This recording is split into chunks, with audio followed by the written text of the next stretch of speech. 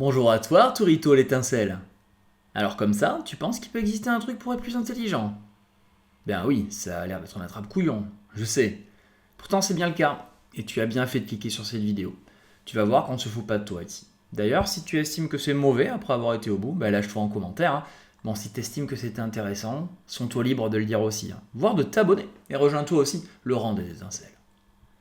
D'ailleurs, à ce propos, et avant de rentrer de plein pied dans le sujet, je tiens à commencer en éclairant un peu le contexte de cette vidéo. Quand j'ai commencé le projet Dualité il y a un an environ, mon but était d'inspirer deux choses. Le plaisir de découvrir des idées nouvelles, enivrantes, qu'elles permettent à plus de personnes, un peu comme ça a marché pour moi, de passer davantage à l'action et ainsi déguiser encore plus ce qu'ils ont déjà pour continuer d'être meilleurs pour eux-mêmes et aussi pour celles et ceux qu'ils aiment. Force est de constater que mes vues sont faibles. Ok, ridicule honnêtement. Je n'ai donc pas réussi à relever ce défi-là, et c'est probablement pas mal de ma faute. Si j'avais été meilleur sur le montage, sur le storytelling, sur le marketing, ou que sais-je encore, j'aurais certainement pu faire mieux et faire avancer plus de monde avec moi. Je vais donc tâcher de progresser sur ces points, quitte à changer complètement mon fusil d'épaule à l'avenir, et essayer de trouver une meilleure façon de réussir avec vous. Bon, et plutôt que des mots, toujours un peu creux quand ils sont tout seuls, je vais vous présenter ici un aperçu de qui je suis, de ce que je peux faire en vous révélant mon propre moteur de pensée, celui qui a donné une large part de son nom au projet, à cette chaîne. J'espère que ça vous plaira. Bon retour ou bienvenue sur Dualité.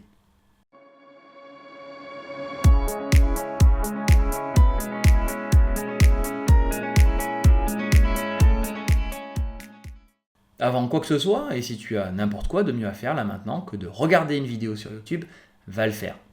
Comme toujours, meilleur conseil de la plateforme, pour de vrai je pense. N'hésite pas à faire un truc maintenant, n'importe quoi, mais quelque chose dont tu sais qu'il peut te servir, même si ça te fait un peu flipper. Et si t'en as pas l'énergie maintenant, note-le. Une idée gravée sur un papier. Si pour ça t'as l'énergie, ne te mens pas. Et même si ça te semble stupide, essaye. Au pire, ça te coûtera quoi? C'est fait. Alors on peut y aller. On a tous connu ce camarade de classe qui était si brillant. Dès qu'il fallait gérer un exercice quelconque, il s'en sortait super bien, même si parfois il n'avait pas travaillé. D'autres en revanche n'avaient pas leur pareil pour échouer en boucle, quelle que soit la matière, et ils enchaînaient les tôles. Où en sont-ils aujourd'hui? Bien parfois notre camarade brillant a très bien réussi. Parfois son potentiel n'a rien donné du tout et il ne fait rien de spécial de sa vie. Parfois c'est plutôt notre camarade en échec scolaire qui est devenu une personne respectée, qui a monté sa propre boîte par exemple et qui a réussi. Parfois c'est juste devenu un cas social aussi. Un potentiel c'est bien, mais si on ne le réalise pas, on n'est généralement pas jugé comme quelqu'un de très malin.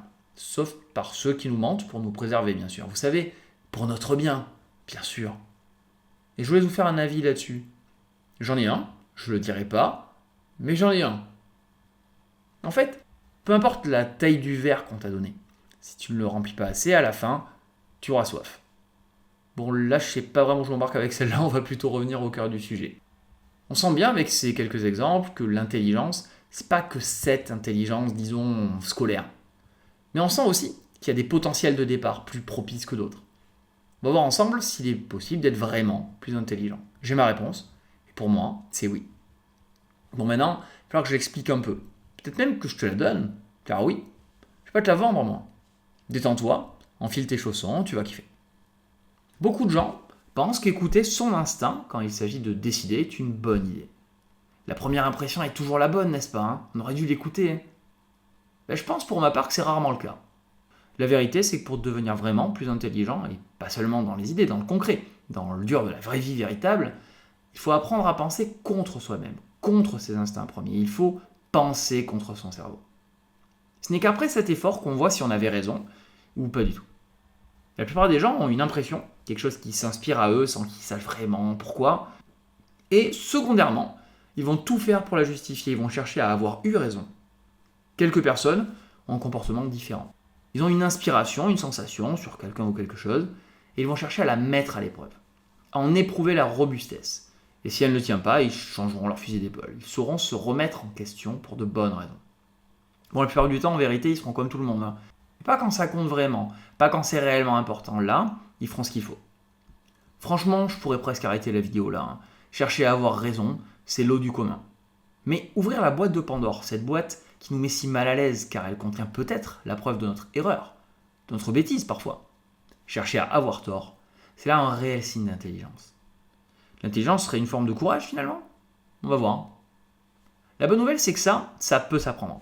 Tout simplement parce que vu les victoires que ça vous apporte concrètement quand vous le faites, vu le sentiment d'accomplissement associé quand on s'y tient, cette habitude peut s'ancrer durablement, sans grand effort. Et ça peut vous rendre meilleur que 99% des gens. Mais je ne vais pas m'arrêter là une nouvelle fois, et on va voir ensemble à quel point ce truc est puissant. On va aussi donner une définition de l'intelligence, parce que sans cela, difficile d'affirmer ce que je dis. Et vu combien cette notion est socialement bien touchy, j'ai tout intérêt à le faire de façon convaincante. N'hésitez pas à directement critiquer cette définition en commentaire et à ne pas écouter la suite. Ce serait con de mettre directement en application la méthode prescrite ici pour voir ce que ça donne. Peut-être même que certains qui verront le mot intelligence en miniature vont commencer à critiquer la vidéo sans même l'avoir écoutée, puisque d'après eux, on ne peut pas définir ce qu'est l'intelligence. Même si la plupart n'auront jamais essayé, bien entendu. Je pense moi que c'est possible, à minima pour ce dont on a besoin ici, pour une définition utile, à défaut d'être parfaite. Mais c'est sûr, l'idée selon laquelle ce serait impossible arrangerait certainement bien du monde. Comment le dire simplement? Pour moi, l'intelligence, c'est le fait de prédire correctement l'avenir et d'agir en cohérence avec ses prédictions. Tu vois vers où va aller le monde, à plus ou moins court terme d'ailleurs, tu en prends acte, tu fixes alors un cap et tu agis en cohérence avec ce cap, tout en recalculant en cours de route. Parfois tu perds bien sûr, mais le plus souvent tu gagnes. Tu es intelligent. Par exemple, tu sais bien qu'une fois tous les 10 ans au moins, tu as de grandes chances d'avoir une vraie galère de voiture. Tu mets donc de l'argent de côté dans ce but-là en commençant 10 ans en amont. Et si tu ne peux pas, tu prends une assurance supplémentaire qui couvre la plupart des pannes usuelles, ou encore tu mets en place ce qu'il faut pour gagner davantage à l'avenir. Et si tu peux rien de tout ça, n'a rien, mais t'as pas de bagnole. Sinon tu ne fais que repousser les emmerdes dans le futur, là où tu ne pourras pas les régler mieux qu'aujourd'hui, parce qu'en plus, tu auras vieilli. Et la flemme de demain sera la même que celle d'aujourd'hui, crois-moi. Je suis d'accord, pas un exemple parfait, mais c'est pour esquisser l'idée générale. Prédire correctement, agir en conséquence. Vous serez peut-être surpris de voir poindre dans cette définition cette idée d'action. L'intelligence étant souvent considérée comme une capacité passive. On peut ne pas être d'accord, bien sûr, mais pour ma part, les actes font partie de l'intelligence. Je vois mal comment quelqu'un qui sait et qui ne fait rien peut être considéré par les autres comme intelligent. Je crois même qu'il est plus intelligent d'utiliser des réflexions d'autrui qu'on n'aurait pas su former soi-même pour construire quelque chose d'efficace que de construire un système de pensée sans jamais en tirer quoi que ce soit. Le mieux étant de disposer des deux, mais souvent c'est plus de l'ordre de l'intelligence collective émergente. Nous, on va se concentrer sur l'individu ici, sur vous et sur moi. J'identifie 3 modules à l'intelligence. Disposer des bonnes données. Vous pouvez avoir l'ordinateur le plus puissant du monde. Si vous ne lui donnez que des informations pourries en entrée, il ne vous sortira que des résultats erronés. C'est de mémoire l'expression de cette maxime anglo-saxonne « garbage in, garbage out ». Disposer de la capacité à construire des systèmes prédictifs efficaces. Pour ce second point, on peut détailler ceci. D'abord, il faut pouvoir faire des liens efficacement, c'est-à-dire repérer des pièces conceptuelles susceptibles de fonctionner ensemble. Ensuite, si savoir mettre en lumière des liens potentiels, c'est important, il ne faut pas verser dans l'apophénie, c'est-à-dire qu'il faut faire le tri entre ce qui fait le mieux identité au réel et ce qui n'y correspond pas. Ce qui, dans nos constructions, peut apporter des résultats, et ce qui est bien joli, mais ne fonctionne pas dans le vrai monde. Une heuristique efficace est nécessaire. Vous le sentez, ce second point est encore plus saillant que les autres. Combien construisent leur logique, y croient profondément, et s'aperçoivent bien tard de leur erreur, quand ils s'en aperçoivent un jour. Enfin, et comme je l'ai dit un peu avant, agir dans le sens de ce que vous prédisez, ou à défaut de ce que des systèmes élaborés par plus compétents vous prédisent. Encore une fois, encore faut-il pouvoir trier le bon grain de livret dans ceux chez qui vous allez placer votre confiance. Et nul ne possède l'algorithme ultime, celui qui le rendrait compétent dans tous les domaines. Vous devrez nécessairement multiplier vos sources ici. Quoi qu'il en soit, vous devez faire pour mesurer les retours du réel et vous adapter, pour améliorer la qualité des augures qui éclairent votre avenir, en défrichant vous-même la géographie de la réalité. Nul ne pourra vous remplacer dans cette tâche-là. 3 modules donc. Savoir se nourrir des bonnes données, savoir structurer des algorithmes à prédire, savoir faire. C'est là un champ immense à explorer, trop certainement pour une modeste vidéo comme celle-ci. Pourtant, il existe des clés générales qui permettent de savoir si une terre sera probablement bonne à explorer et une autre probablement stérile. C'est l'application de ces clés-là qui vous rendront meilleur sur ce point, qui vous rendront vraiment plus intelligent. J'insiste un peu, navré, pas leur connaissance, leur application réelle. Là aussi, il va falloir faire. J'ai dit plus tôt, l'idée derrière les autres que je veux vous donner ici, c'est la suivante. Cherchez à vous donner tort. Mais ça ne vous dit pas comment commencer concrètement, effectivement. Voilà donc mes 3 clés. Libre à vous d'en forger davantage avec l'or que contient l'idée générale que je viens tout juste de vous donner. La première, c'est une idée chère au domaine du droit. La deuxième, une idée chère au domaine des sciences expérimentales. La dernière, c'est un vaccin face au chant des sirènes qui ne manquera pas de vous appeler une fois que l'usage des 2 premières vous aura rendu plus sûr de vous. Commençons par notre première clé, le dissoilogoi. Quand on se forme à l'éloquence, pour devenir avocat par exemple, ou pour toute autre forme de métier où cette compétence est majeure, il n'est pas rare qu'on doive défendre tour à tour une position diamétralement opposée. Le plus souvent, quand on évoque cette pratique, cette idée, ce jeu, on y voit qu'un jeu malhonnête, quelque chose qui heurte le fait même d'avoir des valeurs en fait. L'idée de s'amuser à défendre l'indéfendable. Ça, si c'est en partie vrai, c'est de l'eau du bain. Et si on ne s'y est jamais essayé soi-même, on rate le bébé. Et croyez-moi, c'est un beau bébé. Tâchez autant que possible d'adopter un point de vue qui vous débecte instinctivement. C'est, si on s'y essaye réellement de son mieux, une découverte d'arguments parfois très solides, qui se trouvaient dans notre angle mort, sans nous faire nécessairement changer d'avis après l'exercice. Cette ouverture permet 2 choses très porteuses. Premièrement, cela participe à la compréhension réelle des valeurs, rarement complètement pourries, des personnes qui peuvent s'opposer à nous. Cela nous permet de ne pas les caricaturer, et ça, en face à face, ça permet d'ouvrir la discussion pour de vrai, et donc de convaincre potentiellement bien mieux. L'humain est un animal social, et vous ne gagnerez la guerre des idées qu'en faisant passer des opposants dans votre camp. Ne soyez pas dupes de ça au prétexte d'une pureté idéologique qui serait au-dessus de cette réalité. Deuxièmement, cet exercice vous inscrira typiquement dans la recherche de ce qu'on pourrait appeler des vaccins de débat. Un ensemble de contre-arguments efficaces que vous apprendrez à évoquer avant même qu'on vous réponde et qui nullifiera une grande partie des réflexes de votre interlocuteur. Troisièmement, et c'est ici le plus important, vous allez prendre l'habitude d'interroger solidement vos arguments premiers, ce qui vous dicte l'instinct, et ainsi vous allez adopter un réflexe méthodologique qui, lui, tendra à vous rendre vraiment plus intelligent. Dépassez vos instincts par la confrontation à la difficulté et ne conservez que le plus solide, ce qui a le plus de chances de supporter un édifice haut et fonctionnel, ce qui a le plus de chances de vous porter vers les sommets. C'est ainsi que les sciences modernes ont pu devenir et demeurer ce qu'elles sont, en engageant leurs conclusions produites avec rigueur, les unes contre les autres, et en ne conservant que ce qui tenait le mieux le coup, avant que quelque chose de plus solide encore ne soit identifié et vienne le compléter.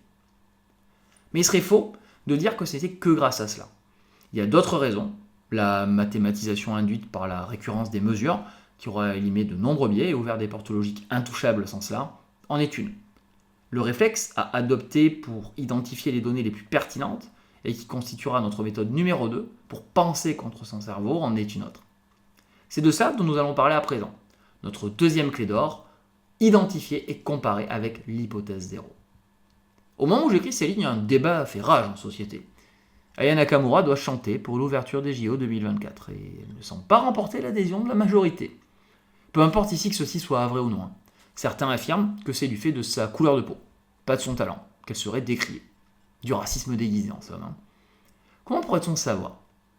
Il nous suffit d'identifier une situation réelle semblable, ou de la simuler intellectuellement, voire numériquement quand c'est possible dans d'autres cas, et de ne faire varier que notre paramètre, celui dont on soupçonne l'influence. Prenons donc le cas d'un artiste similaire sur la profondeur des textes et le type de langage, et remplaçons-le ici. Si Jul avait été retenu pour représenter la France au JO, et malgré son statut de mâle blanc européen, la levée de bouclier aurait-elle été la même ? Si oui, c'est que les paramètres couleur de peau, ou même sexisme, ne sont pas pertinents ici. Sinon, c'est qu'ils le sont. Un autre exemple, bien plus conséquent celui-là. Une femme nommée Sally avait vu par 2 fois mourir ses enfants en très bas âge. Jugée pour double infanticide, le procureur avait avancé le fait que si, comme elle l'affirmait, elle n'y était pour rien, il s'agissait d'un cas de double mort subite du nourrisson. Étant donné le fait qu'une mort subite du nourrisson n'arrive déjà qu'une fois sur 8500, ce doublé portait les chances que ça arrive à 1 sur 72 millions. 72 millions, bien plus que gagner au loto. Elle avait donc été logiquement incarcérée. Pourtant, il est possible de conclure bien différemment avec une méthode bien plus puissante. Comparer. Quelle serait ici notre hypothèse 0 ? Celle où on estime ce qu'on attendrait, a priori, si notre idée était fausse. Celle avec laquelle il convient de comparer l'expérience de Sally. Bien, au Royaume-Uni, on estimait les chances qu'une personne commette un double infanticide à 1 sur 500 millions. Ça veut dire que pour 7 procès de ce genre, 6 seraient le procès d'une personne innocente. Sally avait donc plus de chances d'être innocente que coupable, a priori. Même si elle a bien été incarcérée pour ça du fait de l'argument fallacieux d'un procureur, bien qu'il fût probablement fallacieux de bonne foi. C'est ça l'intelligence que contient cette deuxième clé. Déterminer autant que possible les chances que l'hypothèse 0 advienne avant de considérer un fait comme suffisamment extraordinaire pour mériter ce statut-là. Changer le paramètre d'intérêt uniquement, la couleur de peau pour Aya Nakamura, la culpabilité pour Sally, et mesurer les résultats attendus. Le mieux, c'est de le faire empiriquement dans le réel quand on a d'autres expériences similaires. Mais le plus souvent, vous ne le ferez qu'à la main sur un coin de table. Mais tâchez autant que faire se peut de l'estimer numériquement, de le quantifier. Quand même, ce serait au dos mouillé. À force de raisonner à l'aide de ces 2 premières clés, vous allez marquer les esprits autour de vous. Vous allez prendre confiance et disposer de certains réflexes en débat qui vous verront souvent sortir gagnants. Vous allez même probablement identifier des ficelles qui tirent le corps du réel dans l'ombre. C'est là que vous risquez l'erreur. Là que vous allez prendre la pire décision. Là que vous allez avoir besoin d'une 3e clé. Et quand ça arrivera, pensez à moi. Terminons donc avec cette 3e clé. Celle qui ouvre le coffre des autres, de celles qui ont une vraie valeur, et ferme celui où se trouvent les imitations. Notre vaccin heuristique. On pourrait la résumer ainsi. Gardez-vous des hypothèses trop simples quand elles semblent expliquer trop de choses. Gare au sophisme des causes uniques et des idées simples. Il est rare qu'un effet macroscopique qui intervienne à une grande échelle n'ait qu'une seule cause. Dans l'immense majorité des cas, c'est pas vrai. Vous devrez mesurer les tailles d'effets de ces différentes causes possibles et en considérer un minimum de diversité avant de décider d'une chose importante, d'une chose essentielle pour vous, d'une décision engageante à prendre. Si vous commencez à expliquer toutes les choses avec la même ficelle encore et encore, vous êtes certainement sur une pente savonneuse. Gare également au sophisme du juste milieu. Dans un débat, quelqu'un qui parvient à contenter tout le monde remporte souvent l'adhésion du plus grand nombre, il sort vainqueur. Pourtant, parfois, c'est pas possible. Parfois, un entre-deux, c'est l'assurance pour que tout le monde perde sur le long terme. Si je vous dis sautez par la fenêtre du 5e, vous allez vous envoler plus haut encore. Et qu'en face de moi, quelqu'un d'autre affirme non, vous allez vous écraser et mourir. La réalité n'est pas que vous allez chuter puis ralentir jusqu'à atterrir sereinement. C'est pas un entre-deux. Souvent, trancher, c'est nécessaire. Oui, quand il y a 2 hypothèses avancées, parfois les 2 sont vraies. Parfois, une seule l'est. Parfois encore, les 2 sont fausses. Et parfois, c'est à différents degrés. Alors, si après avoir usé de l'ensemble de ces clés, vous êtes sûr de votre conclusion, battez-vous pour elle. Mais faites usage de ces clés, vraiment. Soyez meilleur que moi. Soyez meilleur que 99% des gens. Et agissez en conséquence de vos réflexions. Ayez à cœur de chercher d'abord à voir si vous avez tort, avant de chercher à montrer que vous avez raison. Souvent à ce stade de la vidéo, on trouve tout ça très bien, ça a l'air pertinent. Et c'est là qu'on passe à autre chose et qu'on oublie tout. Et demain, comme le mois prochain, comme l'an prochain, rien n'aura changé et j'aurai servi d'un divertissement très passionné. Pour ceux qui vont vraiment devenir plus intelligents et agiront, essayez de vérifier si l'hypothèse suivante tient la route. Faites-le vraiment. Vous avez 4 cartes devant vous d'un jeu classique. Certaines ont un dos bleu, d'autres un dos rouge. L'hypothèse, c'est que toutes les dames ont toujours un dos bleu. Les 4 cartes sont les suivantes. Une carte se présente dos à vous, avec un dos rouge, une avec un dos bleu, il y a une dame de visible et un 7. Vous ne pouvez en retourner que 2 pour mettre à l'épreuve cette idée selon laquelle toutes les dames auraient un dos bleu. Les 2 quelles retourneriez-vous ? Vous pouvez mettre en pause et prendre le temps de la réflexion aussi longtemps qu'il vous plaira. Il n'y a pas de limite, on s'en fout du temps que vous prenez. Je vous l'ai dit, il faut chercher non pas à avoir raison, et donc ne pas retourner uniquement la dame et la carte au dos bleu, mais chercher à savoir si on a tort en priorité. Cherchez à retourner la carte au dos rouge pour voir s'il s'y trouve une dame. Car si c'est le cas, l'hypothèse est rendue caduque pour de bon. Bon, et bien sûr, il faut aussi retourner la dame. Le 7, quant à lui, ne nous apporterait aucune information, c'est donc inutile de s'y attarder. Vous êtes à présent, si vous ignoriez ces idées-là ou si vous oubliez de les mettre en application, en mesure de devenir plus intelligent, vraiment plus intelligent. Pour autant, vous n'allez bien sûr pas, lors d'un débat, chercher à avoir tort. Et si dans la réflexion, le doute est un ami fidèle, dans une joute oratoire, il nous faut garder la conviction de la solidité des briques qui nous supportent, celles qui ont su tenir la cuisson qu'on leur a imposée avec ces quelques méthodes. D'ailleurs, je vous donne un dernier conseil. Discutez de l'efficacité supérieure de ce que vous pensez, dans le réel, malgré ses défauts reconnus, sera souvent votre meilleure source d'arguments. Enfin, j'aimerais vous inviter à réfléchir à une chose très stimulante et qui donne d'excellents résultats concrets. Derrière cette heuristique qui nous incite à nous donner tort avec le plus de vigueur possible, il y en a une plus intéressante encore. Celle qui l'a mise au monde en réalité. Les bienfaits des sentiments négatifs. À l'heure actuelle, on en sait trop les dégâts et la définition même de l'idée de confort, imbriquée à l'ère du temps, c'est de nous les rendre étrangers le plus possible. J'imagine qu'une forme de Dissoy Logoi sur ce thème-là devrait receler quelque intérêt. Peut-être qu'une série de vidéos sur ce thème vous intéresserait-elle d'ailleurs. Mais si celle-ci s'avérait être ma dernière vidéo, j'espère qu'elle aura su vous convaincre d'essayer cette idée simple, et pourtant si féconde, puisqu'elle aura notamment supporté l'émergence des sciences modernes. Si c'est important pour toi, pense d'abord contre toi-même, aussi fort que possible, et construis avec ce que tu vois rester debout le plus longtemps. Enfin, mets le résultat à l'épreuve du monde et fais encore.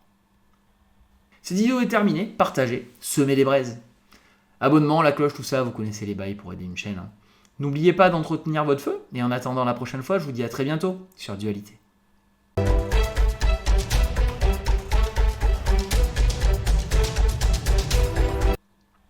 D'après vous, c'est quoi l'hypothèse 0 quant à la réussite de cette vidéo? J'ai ma petite idée. On verra bien si le réel me donne raison ou s'il me surprend. La surprise, une idée vraiment intéressante que j'avais déjà abordée auparavant, il me semble. N'hésitez pas à aller jeter un coup d'œil.